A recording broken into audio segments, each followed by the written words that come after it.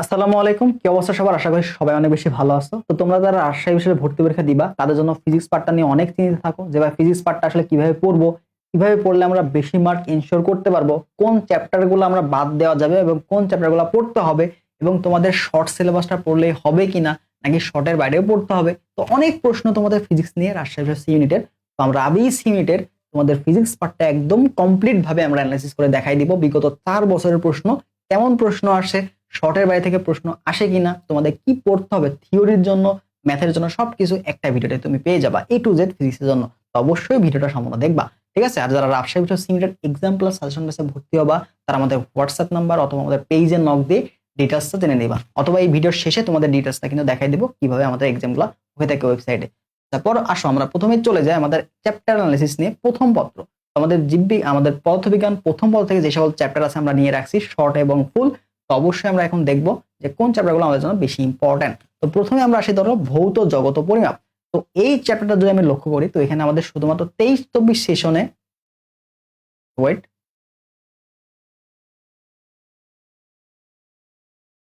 তো দেখো এই চ্যাপ্টারটা আমাদের দেখো 23-24 সেশনে তোমাদের আসছিল শিফট ওয়ানে 2টা প্রশ্ন, শিফট 2তে 2টা প্রশ্ন আসছিল।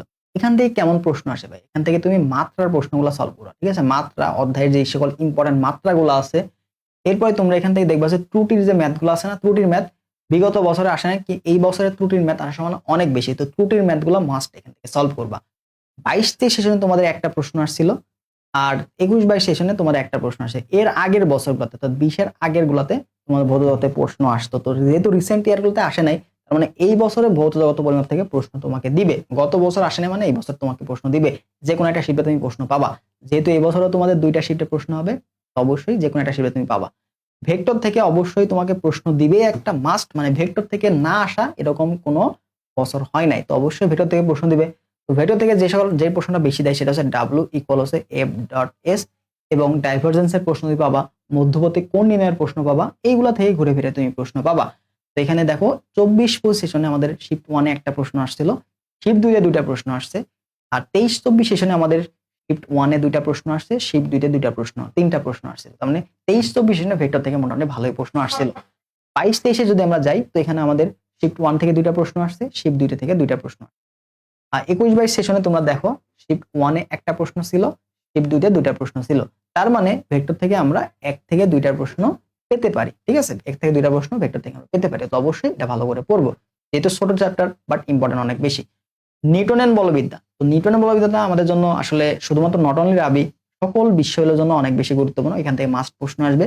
তো নিউটনের বলবিদ্যা থেকে তোমাদের মাত্রা প্রশ্ন পাবা, মাত্রা, সূত্র, মাত্রা, সূত্র এবং গাণিতিক সলভ, ঠিক আছে? গাণিতিক প্রশ্ন সলভ, 3 ধরনের প্রশ্ন এখান থেকে এসে থাকে।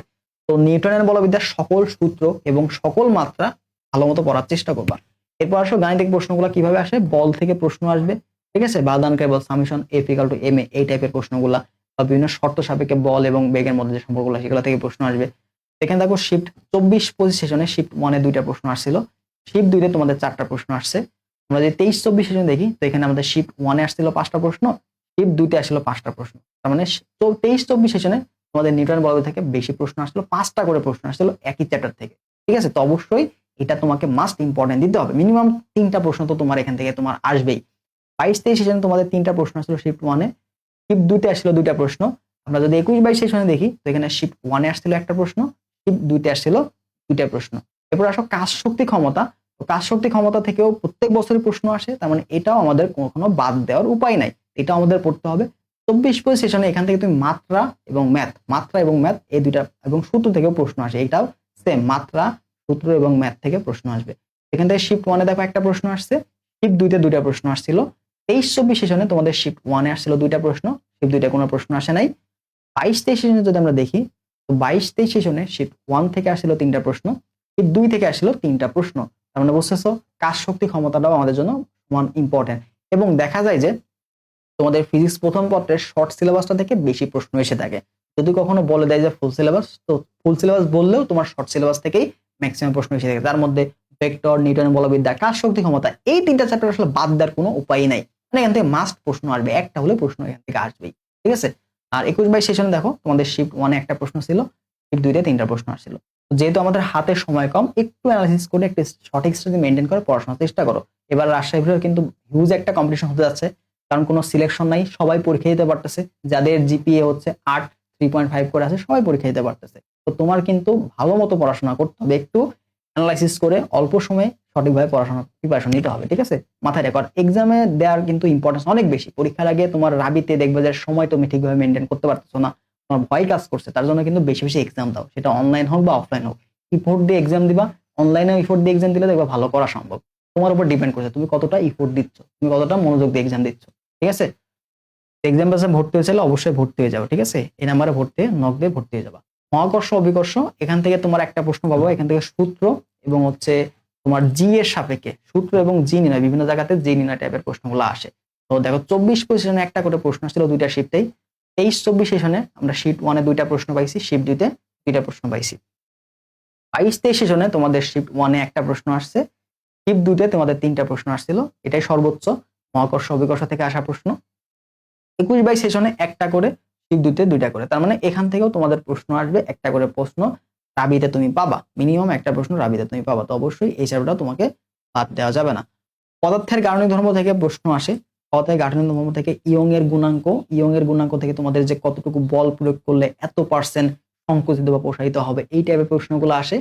এবং তোমাদের কিছু মাত্রার সমীকরণ সূত্র থেকে প্রশ্ন এখানে দিবে। দেখো 24-25 সেশনে তোমাদের শিফট 1-এ দুইটা প্রশ্ন, শিফট 2-তে একটা প্রশ্ন। তারপর আমরা যদি দেখি শিফট 1-এ একটা প্রশ্ন আসছে, শিফট 2-তে একটা প্রশ্ন। 22-23 সেশনে আমরা যদি দেখি শিফট 1 একটা প্রশ্ন, শিফট 2-তে দুইটা প্রশ্ন। এরপর আমরা যদি 21-22 সেশন দেখি, তো শিফট 1-এ তোমাদের দুইটা আসেই নাই প্রশ্ন। 21-22 সেশনে কোনো প্রশ্ন আসে নাই আমাদের পদার্থের গাঠনিক ধর্ম থেকে। তুমি পদার্থের গাঠনিক ধর্ম থেকে কোশ্চেন ব্যাংকটা অ্যানালাইসিস করবা, যে সকল টপিক পাবা ওইগুলো পড়লেই তোমার এখানে কভার হয়ে যাবে। পর্যায়বৃত্ত গতি থেকে মোটামুটি প্রশ্ন খুবই কম আসছে। আমরা যদি 24-25-এ দেখি তাহলে একটা প্রশ্ন আসছিল জাস্ট একটা শিফটেই। এরপর 23-24-এ একটা শিফটে জাস্ট একটা প্রশ্ন আসছে। এরপরে 21-22 সেশনে তোমাদের দুইটা দুইটা করে আসছে। তো এখান থেকে পর্যায়বৃত্ত গতি তুমি জাস্ট কোশ্চেন ব্যাংকটা সলভ করলেই হয়ে যাবে, ঠিক আছে? কোশ্চেন ব্যাংকটা বুঝে বুঝে যে সকল টাইপ আছে একটু কনসেপ্ট মাথায় ঢুকাই এনে পড়লেই হয়ে যাবে। আদর্শ গ্যাস থেকে আমরা দেখতে পাচ্ছি মোটামুটি প্রতি বছরে প্রশ্ন আসে। এখানে গ্যাসের যে সমীকরণগুলো, গ্যাসের গতিশক্তি, এখান থেকে প্রশ্ন তুমি পাবা।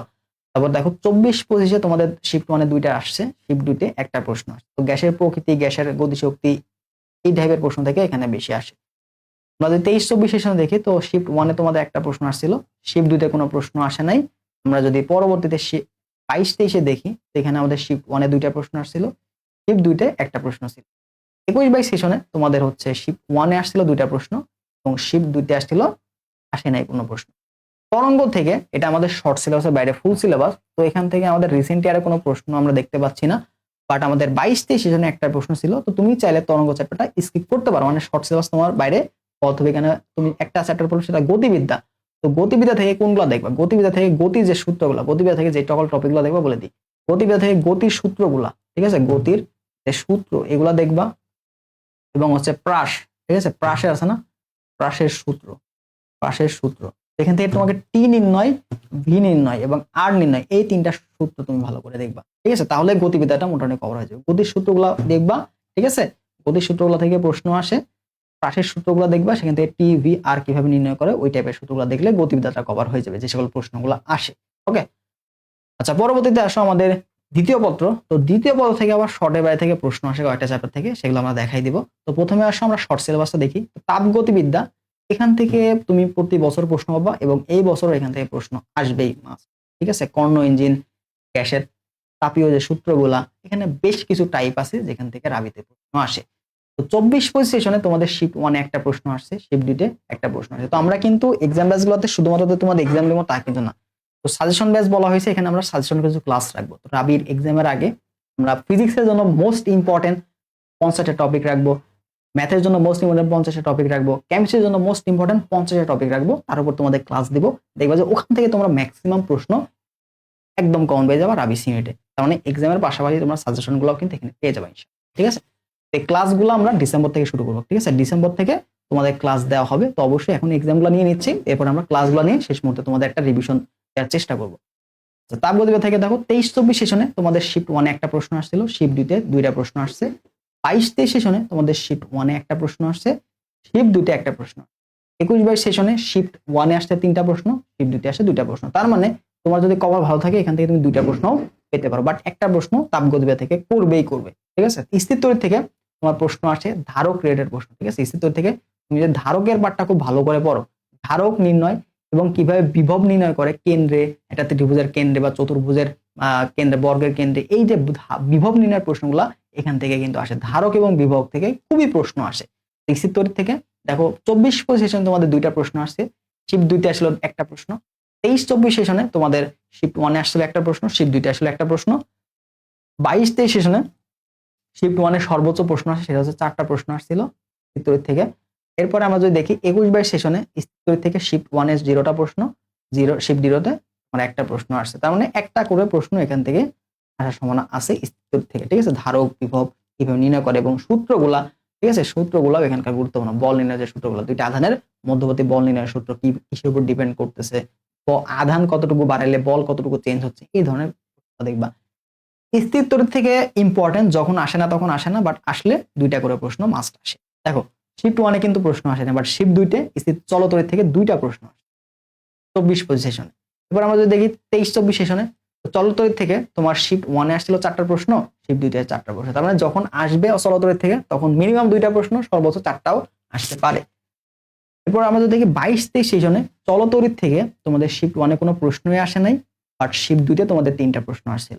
21-22 সেশনে চলতড়িৎ থেকে শিফট 1 এ আসছিল 5টা প্রশ্ন, শিফট 2 তে আসলো 3টা প্রশ্ন। তার মানে এখান থেকে প্রশ্ন আসলে সর্বনিম্ন দুইটা আসবে, সর্বনিম্ন দুইটা প্রশ্ন তুমি এখানে পাবা।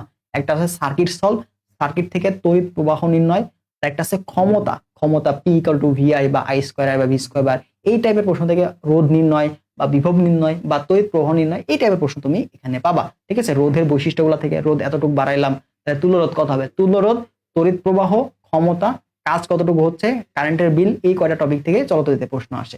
ভৌতআলো বিজ্ঞান থেকে খুবই গুরুত্বপূর্ণ। দেখো 24-25 সেশনে ভৌতআলো বিজ্ঞান থেকে আমাদের শিফট 1 এ 3টা প্রশ্ন আসছিল, শিফট 2 তে তোমাদের 2টা প্রশ্ন আসছে। মানে ভৌতআলো বিজ্ঞান থেকে থিওরি প্রশ্নগুলো তোমার জন্য খুবই গুরুত্বপূর্ণ। ঠিক আছে, থিওরিগুলো ভালো মতো ক্লিয়ার রাখবা ভৌতআলো বিজ্ঞানের।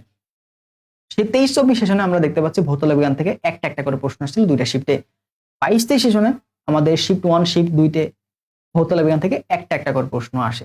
আর 21-22 সেশনে তোমাদের কোনো প্রশ্ন আসে নাই শিফট 1 এ, কিন্তু শিফট 2 তে একটা প্রশ্ন আসছিল। তার মানে ভৌতআলো বিজ্ঞান থেকে তোমাদের একটা প্রশ্ন আসার সম্ভাবনা অনেক বেশি।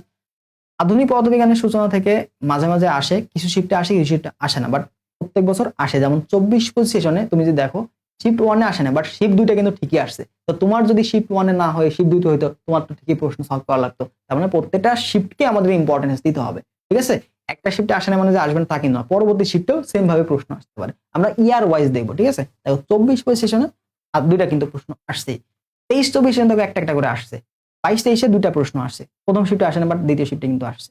21-22 সেশনে একটা দুইটা, মানে প্রত্যেকটা বছরই হয়তো একটা শিফটে আসে না, একটা শিফটে আসছে, বাট প্রত্যেক বছরই এখান থেকে প্রশ্ন আসছে। তাহলে আধুনিক পদার্থবিজ্ঞানটা পড়বা। ঠিক আছে, কিন্তু একটা প্রশ্ন তুমি চাইলে এটা স্কিপ করতে পারো, বাট পড়লে বেটার হয়। যদি ডিটেলস পড়তে না চাও তাহলে এখান থেকে কোশ্চেন ব্যাংকটা সলভ করবা। ঠিক আছে, কোশ্চেন ব্যাংকটা সলভ করলেই হবে ভালো মতো, ওই ট্যাবগুলো থেকে ঘুরে ফিরে আসে। ঠিক আছে, পরমাণু মডেল, অর্ধায়ু, তারপর হচ্ছে শক্তি নির্ণয়, এনতম কক্ষপথে শক্তি কতটুকু বা এনতম কক্ষপথে বেগ কতটুকু, এই টাইপের প্রশ্নগুলো দেয়। ঠিক আছে, অর্ধায়ু রিলেটেড প্রশ্নগুলো, অর্ধায়ু রিলেটেড প্রশ্নগুলো, কতটুকু সময় অবশিষ্ট থাকবে, কতটুকু সময় পরে এই অবশিষ্ট থাকবে, এই টাইপের প্রশ্নগুলো তুমি এখানে পাবা। তো শিফট 1 এ একটা প্রশ্ন, 22-23-এ 24-25-এ একটা প্রশ্ন আসছিল, 23-24-এ একটা একটা করে আসছে, 22-23-এ তোমাদের দুইটা আসছিল শিফট 1 এ, 21-22-এ কোনো প্রশ্ন আসে নাই। তার মানে এটা তুমি দেখতে পারো, আবার চাইলে স্কিপ করতে পারো। সেমিকন্ডাক্টর রাবির জন্য মোস্ট ইম্পর্টেন্ট একটা চ্যাপ্টার। সেমিকন্ডাক্টর থেকে দ্বিতীয় পত্রে প্রশ্ন আসবেই, আসবে মানে আসবে। এখান থেকে তুমি লজিক গেট আছে না, লজিক গেট বা সার্কিট থেকে একটা প্রশ্ন পাবা। দেখো 3টা করে প্রশ্ন আসছিল তোমাদের 24-25 সেশনে প্রত্যেকটা শিফটে। 23-24-এ যদি আমরা দেখি তো সেমিকন্ডাক্টর থেকে একটা একটা করে প্রশ্ন আসছিল দুইটা। পরে 22-23 সেশনে তোমাদের সেমিকন্ডাক্টর থেকে শিফট 1, শিফট 2 তে প্রত্যেকটাতে দুইটা করে প্রশ্ন ছিল। 21-22-এ দেখো 4টা প্রশ্ন আসছিল শিফট 1 এ, এবং শিফট 2 তে 3টা প্রশ্ন আসছিল। তার মানে সেমিকন্ডাক্টরটা আমাদের জন্য খুবই গুরুত্বপূর্ণ। এখান থেকে তুমি দেখবা যে সকল ম্যাথ গুলো আছে সেগুলো দেখবা, লজিক গেটটা ভালো করে দেখবা, ইলেকট্রন বিনা আসলে তোমাদের যে ডিজিটাল ডিভাইসের পার্টটা, সংখ্যাবোধের রূপান্তর, এই পার্টগুলো থেকে মোটামুটি সেমিকন্ডাক্টর প্রশ্ন আসে। তড়িৎ প্রবাহের চৌম্বক ক্রিয়া, তো এখানে সেমিকন্ডাক্টর থেকে বা প্রত্যেকটা চ্যাপ্টার থেকে যে সকল ইম্পর্টেন্ট চ্যাপ্টার বা ইম্পর্টেন্ট টপিক গুলো, তার উপর কিন্তু আমরা এখানে সাজেশন ক্লাস তুমি পাবা। এক্সাম আছে এই প্রত্যেকটা সাবজেক্টের বা প্রত্যেকটা চ্যাপ্টারের জন্য ইম্পর্টেন্ট যেগুলো পরীক্ষা আসার মতো, প্রত্যেকটার উপর আমরা কিন্তু সাজেশন ক্লাস নিব। ঠিক আছে, তড়িৎ প্রবাহ চৌম্বক ক্রিয়া এইগুলা কিন্তু এই তিনটা চ্যাপ্টার তোমাদের শর্টের বাইরে, বাট এখান থেকে প্রশ্ন আসে। দেখো তড়িৎ প্রবাহ চৌম্বক ক্রিয়া থেকে গত বছর 2টা প্রশ্ন আসছে, ঠিক আছে। তারপর জ্যামিতিক আলোক বিজ্ঞান থেকে গত বছর 2টা করে প্রশ্ন। তো তুমি কিছু না পড়লেও অ্যাটলিস্ট জ্যামিতিক আলোক বিজ্ঞানটা পড়বা, ঠিক আছে। জ্যামিতিক আলোক বিজ্ঞানটা শর্টের বাইরে তুমি পড়বা, এখান থেকে প্রশ্নের সম্ভাবনা অনেক বেশি, ঠিক আছে। তড়িৎ প্রবাহ চৌম্বক ক্রিয়া তুমি চাইলে স্কিপ করতে পারো, বাট শর্টের বাইরে যদি পড়তেই চাও তাহলে অবশ্যই জ্যামিতিক আলোক বিজ্ঞানটা তুমি পড়বে, এখান থেকে প্রশ্নের সম্ভাবনা অনেক বেশি থাকে। আচ্ছা, এবার আসলে আমরা কিভাবে প্রস্তুতি নিব থিওরি অংশের জন্য, লিখিত অংশের জন্য। তো থিওরি পার্টের জন্য যেটা তোমার করতে হবে সেটা হচ্ছে মেন বই, ঠিক আছে। সেটা হচ্ছে কি মেন বই, ঠিক আছে। মেন বই ভালো করে পড়তে হবে, মেন বইটা ভালো করে পড়তে হবে। থিওরিতে কি আসে ভাই? থিওরিতে তোমার আসে হচ্ছে মাত্রা, সূত্র এবং বৈশিষ্ট্য, এই টাইপের প্রশ্নগুলো আসে ফিজিক্সে। তো এগুলা তোমার তো বইয়ে আছে, তাই না? এগুলা বইয়ে আছে, বা তোমার কাছে যদি কোনো বই থাকে, এক্সট্রা কোনো সহায়ক বই, সেগুলো থেকে তুমি এই টাইপের জিনিসগুলো প্রত্যেকটা অধ্যায়ে বিশেষ করে সলভ করবা, ঠিক আছে। এবং সম্পর্ক কোনটা আসলে কার সম্পর্ক সমান্তরাল, যেমন আমি যদি বলি পি ভি ইকুয়াল টু কে, তাই না? পি ভি ইকুয়াল টু কে, তার মানে কি পি প্রপোর্শনাল টু 1/v, এখানে একটা সম্পর্ক, প্রেসার এবং আয়তনের মধ্যে সম্পর্ক, তাহলে এটা গ্রাফ কেমন হবে? এই ধরনের যে থিওরি প্রশ্নগুলো, সম্পর্কগুলা এখান থেকে কিন্তু প্রশ্ন তোমার জন্য দিবে, ঠিক আছে। এগুলো দেখবা। লিখিত প্রশ্ন, তো লিখিত প্রশ্ন সবচেয়ে বেশি ইফেক্টিভ যেটা কাজ, সেটা হচ্ছে তুমি যদি এখানে টাইপ ওয়াইজ, ঠিক আছে, টাইপ ওয়াইজ ভার্সিটি এই ইউনিটের কোশ্চেন ব্যাংক সলভ করো, তাহলে কিন্তু কভার হয়ে যাবে। এখন টাইপ ওয়াইজ ভার্সিটি ইউনিটের কোশ্চেন ব্যাংক সলভ করতে পারতেছি না, তাহলে তোমার কি করবো? দেখো আমি যদি তোমার একটা জিনিস দেখাই, জাস্ট একটু খেয়াল রাখো। দেখো টাইপ ওয়াইজ কোশ্চেন সলভ করছো, দেখো আমাদের রাবি সি ইউনিট এক্সাম ব্যাচ, এখানে তুমি যদি অল ক্লাস সেকশনে যাও, অল ক্লাস লিংকে যাও, দেখো এইখানে আমরা পদার্থবিজ্ঞানে দেখো প্রত্যেকটা চ্যাপ্টারে type wise question bank solve করা আছে, type wise question bank varsity inter question bank solve করা আছে। আমি দেখি ভেক্টর পার্টে, দেখো ভেক্টরের ক্লাস যদি তুমি দেখো, এখানে দেখো আমাদের প্রত্যেকটা টাইপ তুমি চাইলে তোমাদের ক্লাস নেওয়া আছে, প্রত্যেকটা টাইপের তোমার এখান থেকে ক্লাস দেওয়া আছে। প্রত্যেকটা টাইপ আলোচনা করা আছে। এরপরে এই টাইপের যে সকল প্রশ্নগুলো আসছে, সেই সকল প্রশ্নগুলো আমরা এখানে সলভ করাই। প্রতিকোণ হবে কত? 120 ডিগ্রি। আবার মধ্যবর্তী 120 ডিগ্রি হলে যদি প্রশ্নগুলো এই ক্লাসগুলোতে সলভ করা আছে। মানে তুমি তো এখানে আসলে আলটিমেটলি এখানেও কি এক্সাম আছে, তো এক্সাম পাচ্ছ, লাইভ এক্সামগুলো তোমার সবগুলো এক্সাম হবে না, প্রত্যেকটা এক্সাম ভেক্টর সেই এক্সামগুলো হইছে, প্রত্যেকটা এক্সাম, ঠিক আছে। ফিজিক্স, তো দেখো এই চিত্রের সাথে মিলতেছে কোনটা? এক্সামগুলো আছে, একই এক্সামগুলো আছে, ভেক্টর একই দিকে ক্রিয়াশীল ভেক্টর, দেখো এটা শুরু করে এদিকে গেছে, এদিকে গেছে, এদিকে গেছে, তাহলে আমরা কি এই দেখো এই বরাবর আসছে ভেক্টরটা, তোমার এখানে টাইমার দেওয়া থাকবে, প্রথম ভেক্টর গেছে এই দিকে, তারপরে গেছে এই দিকে, তারপরে গেছে এই দিকে, তার মানে আমরা ভেক্টরটা এই যে এদিকে ঘুরতেছে, তোমার কতগুলো ভুল হচ্ছে, এদিকে ঘুরতেছে না, একই দিকে ঘুরতেছে, দেখতে পারো। মানে দেখো এই যে সি ভেক্টর, এই ভেক্টর, বি ভেক্টর, এই ভেক্টর প্লাস সি ভেক্টর, এবার দেখো প্রত্যেকটা প্রশ্নের নিচে তোমার কিন্তু এটা দেখো প্রথম একটা গেল এই দিকে, তাহলে এটা যাবে তো এই দিকে, বাট এটা গেছে যাবে এই দিকে, মিললো, তাহলে এটা হবে না, এটা হবে না। এরপর তুমি চাইলে কিন্তু প্রশ্নটা কিন্তু ঘোড়ার কাছে দেয়। দেখো আবার এখানে আমরা কিভাবে প্রশ্নগুলো অ্যানসার তোমাকে যতবার খুশি তুমি কিন্তু এই কনসেপ্টটা আসলে বুঝতে পারছো, তাহলে এটা আমরা বুঝতে এখান থেকে প্রশ্নগুলো কিভাবে আসে কভার করে আমরা এক সাইডে নিয়ে তোমাদের যারা ফিজিক্স প্রিপারেশন নিয়ে মাথা ব্যথায় আসো, তারা কিন্তু এই ক্লাসগুলো আমাদেরকে অনেক বেশি হেল্প করবে, ঠিক আছে। এই ক্লাসগুলো অনেক বেশি, অনেক সময় তোমাকে এরকম দিয়ে দিবে। যারা রাবি সিমটা এক্সাম এসে ভর্তি হবা, তারা কিন্তু এটা ফ্রিতে পেয়ে যাচ্ছে, এটা ফ্রি পেয়ে যাচ্ছে। এক্সাম এসে ডিটেইলস গুলা জানার জন্য আমাদের হোয়াটসঅ্যাপ নাম্বারটা এটা চিত্র দেওয়া আছে, এই চিত্রে দেওয়া আছে। তো এই চিত্রের সাপেক্ষে তোমার কি লিখতে পারো, এই চিত্রের সাপেক্ষে তুমি কি লিখতে পারো, এই চিত্রের সাপেক্ষে তুমি কি লিখতে পারো। তো যে কোনো একটা তুমি পজিটিভ ধরে নিবা, যে কোনো একটার কি ধরে নিবা, পজিটিভ ধরে নিবা। আমি ধরে নিলাম যে এ ভেক্টরটা পজিটিভ দিক, তার মানে এ ভেক্টর যেদিকে গেছে, যদি অন্যান্য ভেক্টরগুলো ওই দিকে যায়, তাহলে সবগুলোকে আমরা পজিটিভ দেব। তার মানে কি এ এদিক থেকে যাত্রা শুরু করছে, তাহলে এদিক থেকে যাত্রা মানে কি সে এই দিক দিয়ে আবার এখানে আসবে, তাই না? তাহলে এই বরাবর যারা গেছে তারা সবাই কি পজিটিভ, তাহলে এর বিপরীত দিকে যারা যাবে তাহলে কি নেগেটিভ। ভেক্টরের তুমি যদি এদিকে যাও তাহলে এটা পজিটিভ, তোমার বিপরীতে গেলে সেটা কি হবে? অবশ্যই নেগেটিভ। এটা তুমি পজিটিভ ধরলা, তাহলে দেখো বিও কি এর দিকে গেছে না, এই যে আমরা এই রাস্তায় যাব, মানে বাম থেকে ডানের দিকে যাব।